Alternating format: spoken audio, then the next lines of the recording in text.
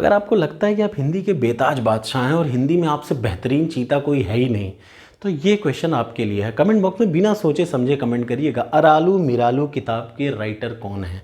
अक्सर यूपी में किसी भी एग्जाम में एक बुक का राइटर जरूर पूछता है, तो आपको कमेंट बॉक्स में बिना सर्च किए बताना है अरालू मिरालू। बहुत इंपॉर्टेंट बुक है, बहुत अच्छी बुक है, और आपको बताना है कि किसने लिखा है बिना कमेंट के। नहीं आता तो लिख दीजिए नहीं आता। कमेंट ज़रूर किया करिए, मेरी आपसे स्पेशल रिक्वेस्ट है, कमेंट ज़रूर किया करिए। आप लिखेंगे तो आपको पता चलेगा, नहीं तो मैं जो सही लिखेगा उसको पिन कर दूंगा। आज की क्लास स्टार्ट करते हैं। हम लोग पढ़ रहे हैं पर्यायवाची की शॉर्टेस्ट ट्रिक। 35 पर्यायवाची में से एक वीडियो ऑलरेडी आ चुकी है। पहले मैं बड़े बड़े को निपटा दे रहा हूँ, फिर जो छोटे छोटे वर्ड है ना जिनके छोटे दोहे होंगे वो मैं बना दूंगा, ठीक है। तो डोंट वरी, 5 से 6 वीडियो, 4 से 5 वीडियो।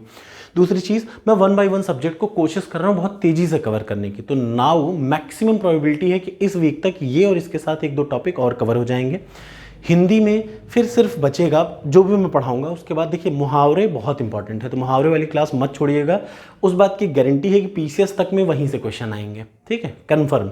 आरओ यारो का तो आएगा ही आएगा, ठीक है। जो सबसे बेहतरीन सबसे अच्छे होंगे वो मुहावरे मैं आपको दूंगा। तो चलिए स्टार्ट करते हैं, चलिए। तो सबसे पहला 3 इंपॉर्टेंट है पृथ्वी।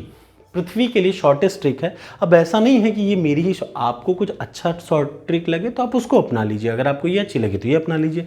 तो पहले मैं बता दूं, पृथ्वी की जो है पहले शॉर्ट ट्रिक पढ़ लेते हैं, दोहा पढ़ लेते हैं, उसके बाद, क्योंकि ये बहुत लंबा इसके हैं, देखिए 1-2 नहीं है, 15-20 तो हैं, तो इसलिए मैंने थोड़ा लंबा दोहा बना रखा है। अचल भूधरा वसु मेदिनी, याद रखिए, अचल भूधरा वसु मेदिनी, मही जगत धाती चित छोणी। ध्यान से, अचल भूधरा वसु मेदिनी, मही जगत धाती चित छोणी। धापती है बट मैं उसको धाती बोल रहा हूँ। अचल भूधरा वसु मेदिनी, मही जगत धाती चित छोणी, अवनि धरण प्रभु अर्व धरित्री, भूमि बीज प्रसु इला वसुमणि। ठीक, एकदम क्लियर सा है, मैच कर रहा है एक दूसरे से, ऊपर नीचे से एकदम क्लियरली मैच कर रहा है। अचल भूधरा वसु मेदिनी, मही जगत धाती चित छोणी, अवनि धरण प्रभु उर्व धरित्री, भूमि बीज प्रस इला वसुमती। आपको ये टफ लगे तो आप मत पढ़िए, आपको अच्छा लगे तो ही मैं बनाऊंगा, ठीक है। चलिए, अचल का मतलब अचला, अचल का मतलब अचला। देखिए, भू धरा मतलब अचला, भूमि धरा। वसु मेदिनी, ध्यान से सुन लीजिए, अचला भूमि धरा, वसु वसुंधरा, देख रहे हैं। मेदिनी मतलब मेदिनी है, ये है। मही, मही भी कहते हैं इसको, जगती भी कहते हैं, जगती, जगत का मतलब जगती। धाप्ती, क्षिति भी कहते हैं, छोणी भी कहते हैं। तो एक एक लाइन है, देखिए, अचल भूधरा वसु मेदिनी, मही जगत धाती क्षिति छोणी। अगला, अवनि भी कहते हैं धरती को, धरणी भी कहते हैं, प्रहु कहते हैं, प्रभु भी कहते हैं, और उर्व का मतलब उर्वी, प्रभु नाम है, उर्व का मतलब उर्वी। धरित्री कहते हैं, भूमि कहते हैं, बीज प्रस कहते हैं, इला कहते हैं, और वसुमती कहते हैं। कितने हो गए? 1 2 3 4 5 6 7 8 9 10, अरे 10 दूनी 20 तो ऐसे ही हो गए। तो अगर 1 2 से 20 आप पर्यायवाची रट सकते हैं। और विश्वास करिए, आपने आरओ का अगर एग्जाम दिया हो तो आपको पता है बहुत खतरनाक ऐसे ही प्रश्न आते हैं, और आपको उस टाइम पे याद नहीं आएगा, इसलिए बहुत बेहतर है कि ऐसे रट डालिए जो इंपॉर्टेंट हो। अगला आ जाइए, समुद्र। जब राम भगवान पहुंच गए थे रामेश्वरम, तो रामेश्वरम पहुंचे तो उन्होंने पुल बनाने की सोची और पुल बना डाला। जब पूरा भयंकर पुल बन गया तो रावण बहुत चौंक गया। रावण को श्राप था कि जिस दिन तुम अपने मुंह से समुद्र के 10 नाम ले लोगे, उस दिन तुम्हारा सर्वनाश होना शुरू हो जाएगा। तो रावण को जब पता चला कि अरे राम जी ने, भगवान राम ने पूरा का पूरा पुल ही बांध दिया, पूरे समुद्र को बांध दिया, तो उन्होंने क्या कहा, गुस्से में कहा, हैं, ये समुद्र की इतनी हिम्मत हो गई कि बांध्यो बन निधि नीर निधि, बांध्यो बन निधि नीर निधि, जलद सिंधु बारिश, सत्य तोय निधि कंपदी, उदधि पयोधि नदीश। 10 नाम लिए थे रावण ने, उसके बाद फिर उसका संहार होना शुरू हुआ था। बांध्यो बन निधि नीर निधि, जलधि सिंधु वारिश, वन निधि नीर निधि, जलधि सिंधु वारिश। सत्य छोड़ दीजिए, तोय निधि कंपदी, उदधि पयोधि नदीश।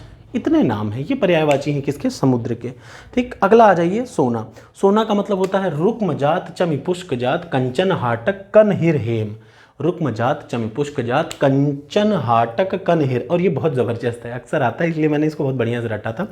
रुक्म जात चमि पुष्क जात, कंचन हाटक कन हिर हेम। देखिए, आप में से कोई मुझसे बहुत सारे सर लाइव क्लास करिए, मैं आपको एक जानकारी के लिए बता दूँ, देखिए लाइव क्लास से मेरा भी समय बर्बाद होता है, आपका भी समय बर्बाद होता है। सच ये फर्जी चीज़, क्यों भाई, जो चीज़ 5 मिनट में हो सकती है उसके लिए मैं आधे घंटे वेट करूं, आप मेरा वेट करिए, हम दोनों एक दूसरे का मुंह देखें, ये सब मज़ा नहीं आता, इसलिए 5-10 मिनट की क्लास बहुत होती है। चलिए, और देखिए यही चीज़ को मैं 2 घंटे में भी पढ़ा सकता हूँ, रो रो के, गा गा के, यस हाँ हाँ बच्चों ये मेरा नाम है, ये तुम्हारा नाम है, ये मुझे क्या, ये सब में अच्छा नहीं लगता। चलिए, तो रुक्म जात चम पुष्क जात कंचन हाटक कन हिर हेम।